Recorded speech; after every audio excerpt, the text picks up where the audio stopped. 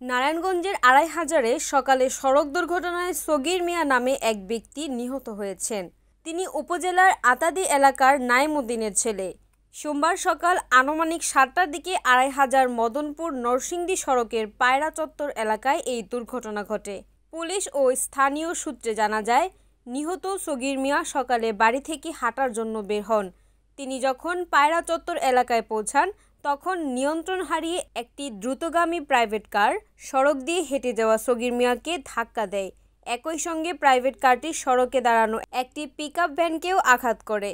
Private কারের ধাক্কায় সগীর মিয়া সড়কে ছিটকে পড়ে গুরুতর আহত হন। মুমূর্ষু অবস্থায় তাকে উদ্ধার করে দ্রুত ঢাকা মেডিকেল কলেজ হাসপাতালে নিয়ে যাওয়া হয়। কর্তব্যরত চিকিৎসক তাকে মৃত বলে ঘোষণা করেন। আড়াইহাজার থানার ভারপ্রাপ্ত কর্মকর্তা ওসি খন্দকার নাসির উদ্দিন জানান, দুর্ঘটনার খবর পেয়ে পুলিশ ঘটনাস্থলে পৌঁছে ঘাতক প্রাইভেট কারটি জব্দ করেছে। তবে দুর্ঘটনার পরপরই প্রাইভেট কারটির চালক পালিয়ে যায়। এ বিষয়ে আইনগত প্রক্রিয়া চলমান রয়েছে। রিপোর্ট করেছেন হাবিবুল্লাহ মীর, NAN টিভি, নারায়ণগঞ্জ।